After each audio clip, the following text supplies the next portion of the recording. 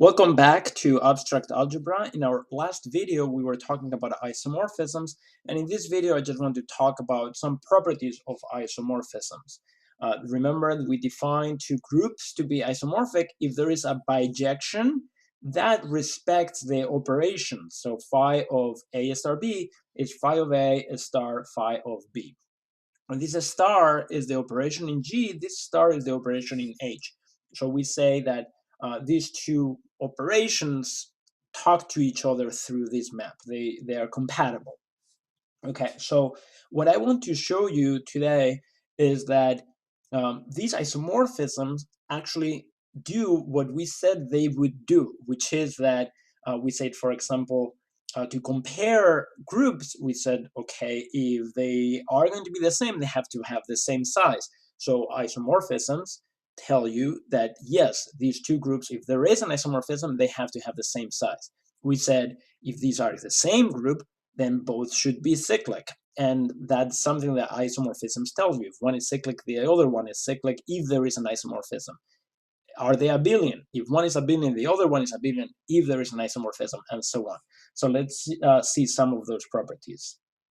So I want to show the following theorem, which is that let phi from G to H be an isomorphism of groups.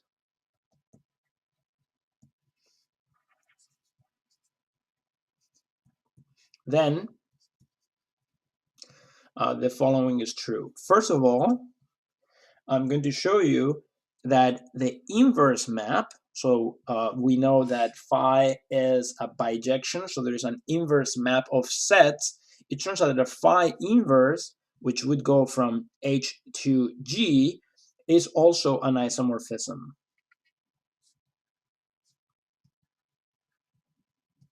of groups.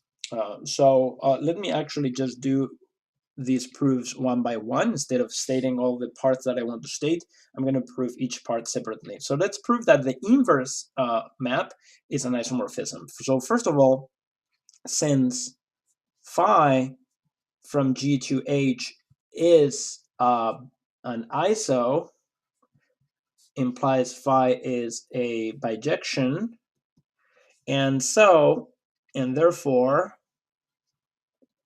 there is an inverse map that goes from H to G, and since phi is a bijection, the inverse map is also a bijection. Great. So I have that phi inverse is a bijection, and now what I need to check is what happens to phi inverse of two elements in H that are being multiplied. So if I have two elements in H that are being multiplied and I send them through phi inverse, I want to show that phi inverse of a product is phi inverse is a product of the phi inverses. So let's see what happens in here. First of all, if H and K are in H, because phi is a bijection, there are elements that go to H and K. So there is A and B in G such that phi of A is H and phi of B is K. So instead of H and K, I'm going to write phi of A and phi of B. Very good. Now, phi itself is an isomorphism, so phi of A times phi of B has to be phi of A times B. So this is phi inverse of phi of A times B. And phi inverse of phi, because it is the inverse map, it's the identity. So this has to be just AB, A times B. But A itself is phi of A is H. That implies that A is phi inverse of H, and that B itself is phi inverse of K, because that's how the map and its inverse work. So A itself is phi inverse of H, and B itself is phi inverse of K. And now if you see what we've just proved, we've proved that phi inverse of a product is the product of the phi inverses, and therefore it respects the properties of, it respects the structure of the group of structures, and it is a bijection, and therefore it is an isomorphism. So thus phi inverse is an isomorphism. Okay, let me write that a little better. Is an isomorphism. Okay, so we have that the inverse map is also an isomorphism. Let me now prove another property. Two, the size, the order of G and the order of H is the same. They could be, the cardinalities are the same. In fact, the cardinalities of G and H coincide. That means that if G and H are finite, they have the same number of elements, and if G and H are infinite, they actually have the same cardinality. So if you know a little bit of set theory, this says that the cardinality, the type of infinity, it actually has to match. And this is just simply because since this is an isomorphism, implies that phi is a bijection, and bijections are precisely is a bijection between G and H, and the bijections are precisely how we define cardinality to be the same. That tells you that the cardinalities of G and H have to be the same, which is what we wanted to prove. So if there is an isomorphism, if these groups are really the same, essentially, then we must have that G and H are of the same cardinality. Okay, let's prove another property. 3. If G is abelian, then H is abelian. How, and vice versa, because as I said, phi inverse is also an isomorphism. So if H is abelian, then G would have to be abelian by the same property. So let's prove this. If there is an isomorphism and G is abelian, then H is abelian. So suppose G is abelian,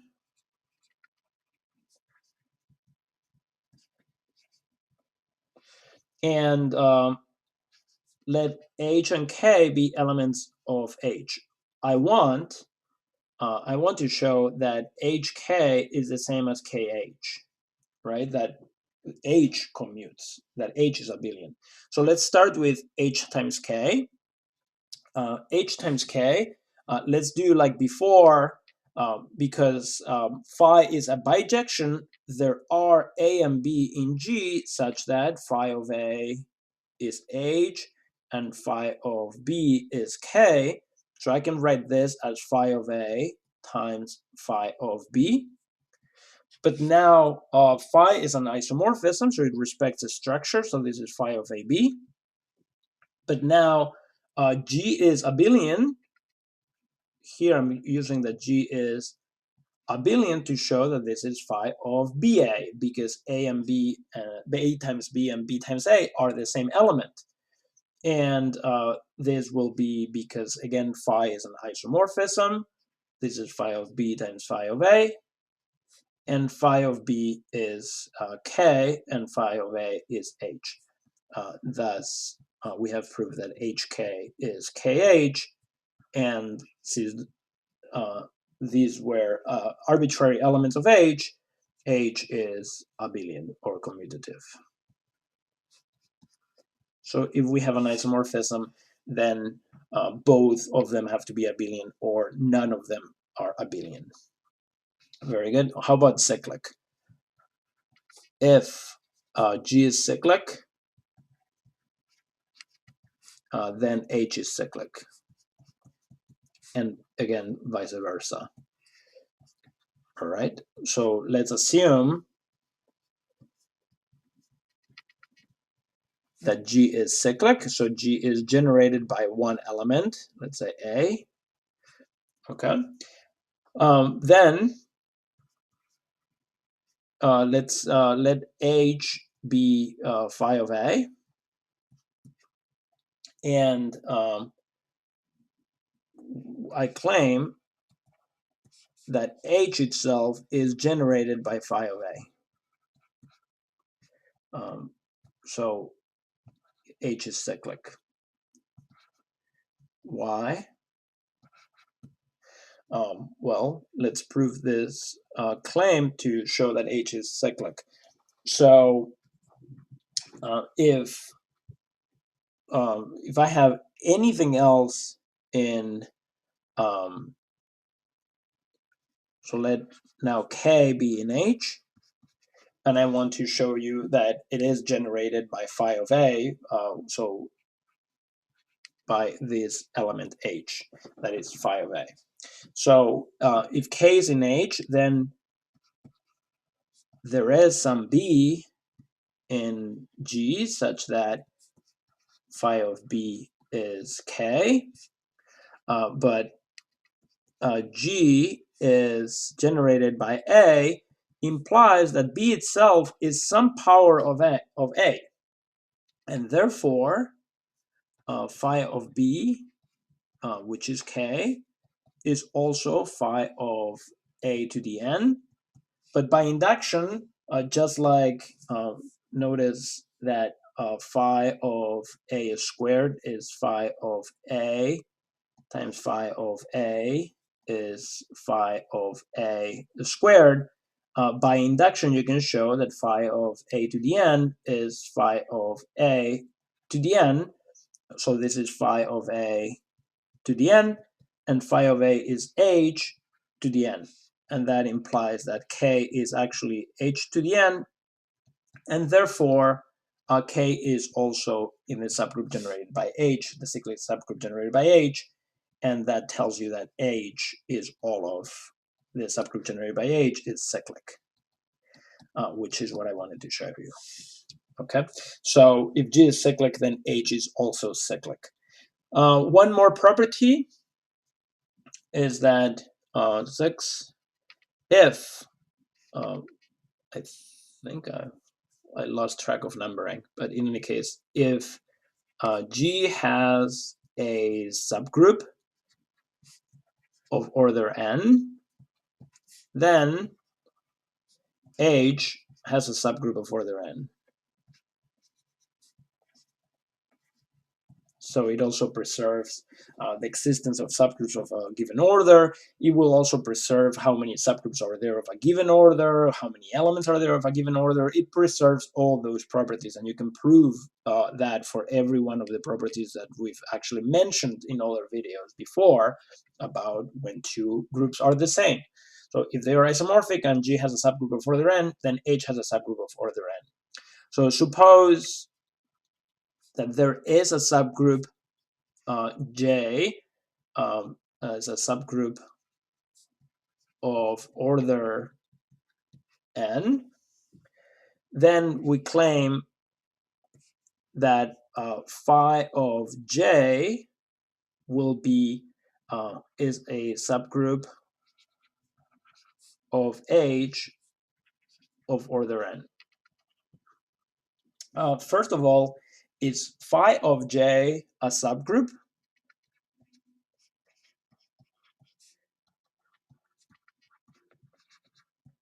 So is the image of a subgroup a subgroup?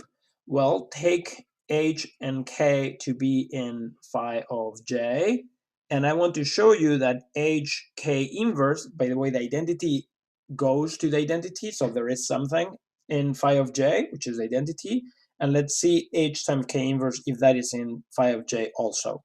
That would prove that this is a subgroup.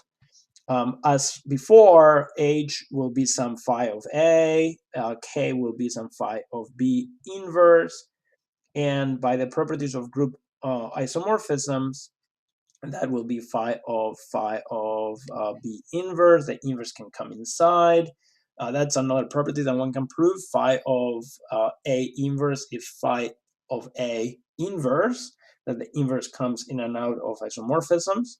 By the properties of isomorphisms, this is phi of AB inverse, and AB inverse is itself in J because J is a subgroup, so phi of this will be in phi of J. And therefore, yes, phi of J is a subgroup. And are there, and two, the size of J and the size of phi of J will be exactly the same because phi is a bijection. So it preserves the image of a subset has the same size as the set itself, and therefore phi of J is a subgroup of H of order, the same order as J, which is N, which is what I wanted to show you. Okay, so that is that property, and that proves a number of properties that we can use for isomorphisms and properties, how properties carry from one group to the other under isomorphism. Let's see a couple of consequences also of isomorphisms in a second. Okay, now I want to finish this video giving you two applications of isomorphisms to one of our big goals, our big giant goal of group theory, which is to classify, to characterize all groups. So let's characterize two types of groups. First of all, I want to show the following. All cyclic groups of infinite order are isomorphic to the integers and their addition. So there is in fact only one infinite group that is cyclic, and that is the integers under addition. So under isomorphism, there is really just one such group, which is the integers. Maybe we can use some other type of label and operation and so on, but they are just isomorphic. It's just the integers under addition. So let's show this. So let me be a group such that G is infinite and G is cyclic. So it's generated by one single element. I want to, if I'm going to prove that it's isomorphic to the integers, I need an isomorphism, so I need a bijection. So let phi be a bijection. I want to a map from Z.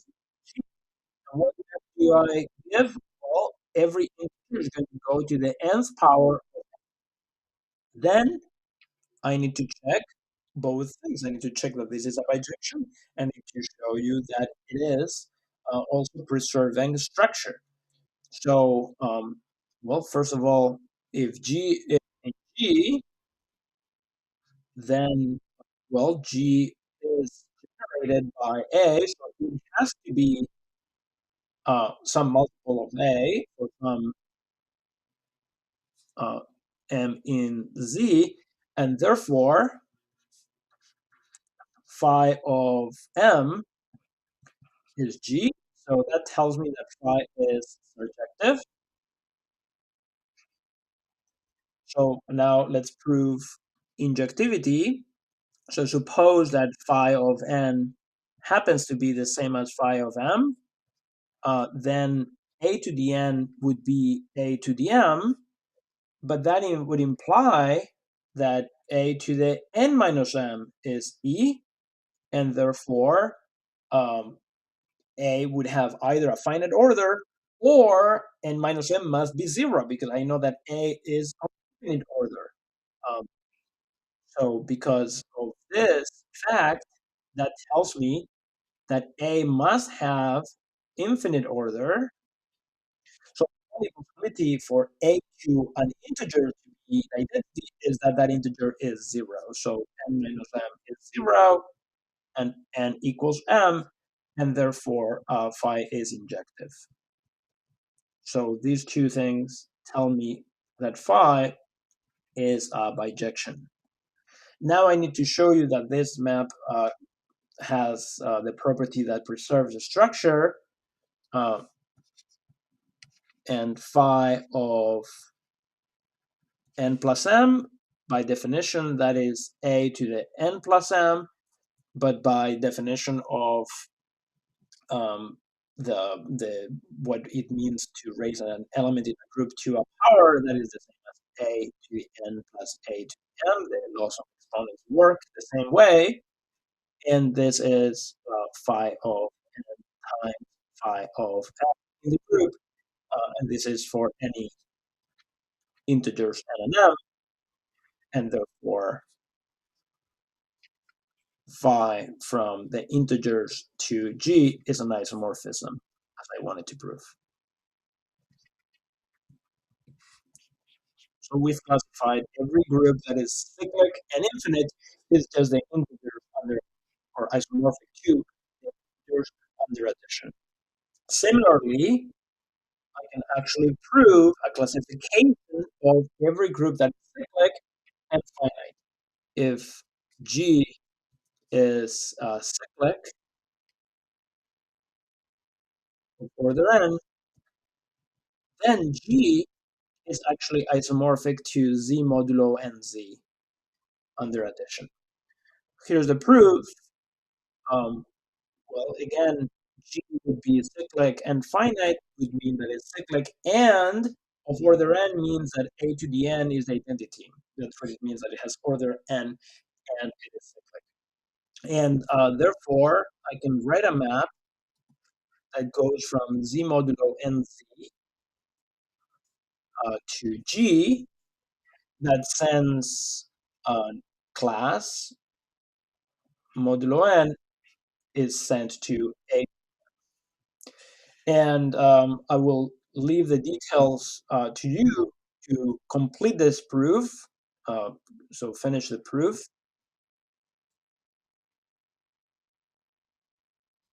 That this is in fact an isomorphism.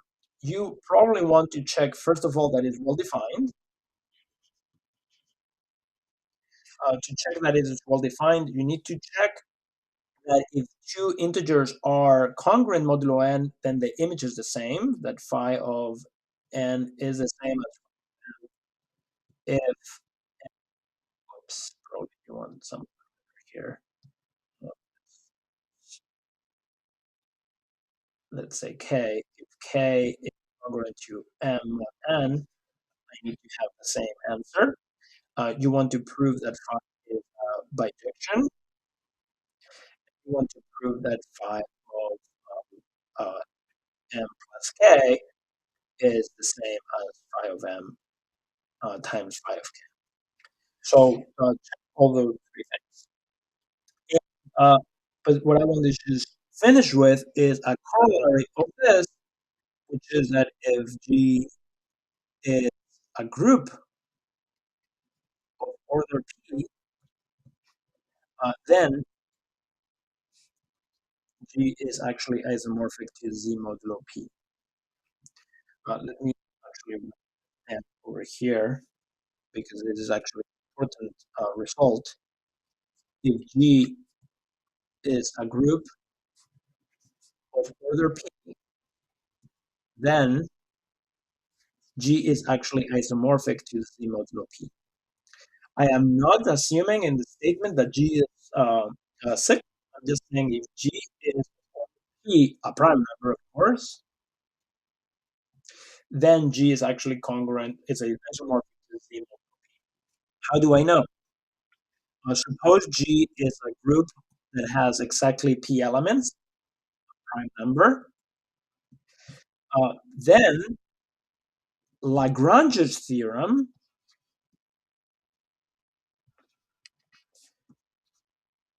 tells me that G is cyclic.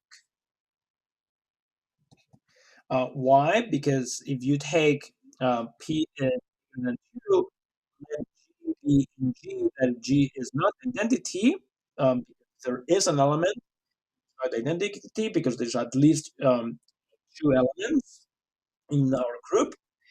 And then this group has size more than 1, and it is a divisor of P, that implies that G has size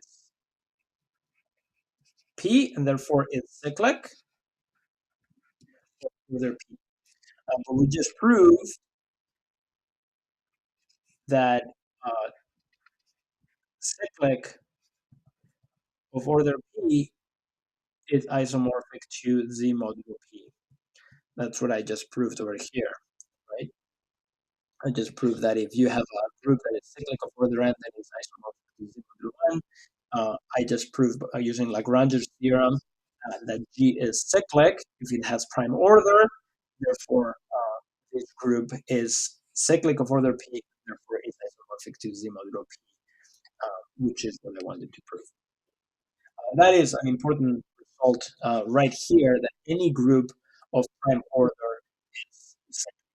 So that's already a lot of work, a lot of interesting results in the classification of cyclic groups. And we'll continue next time.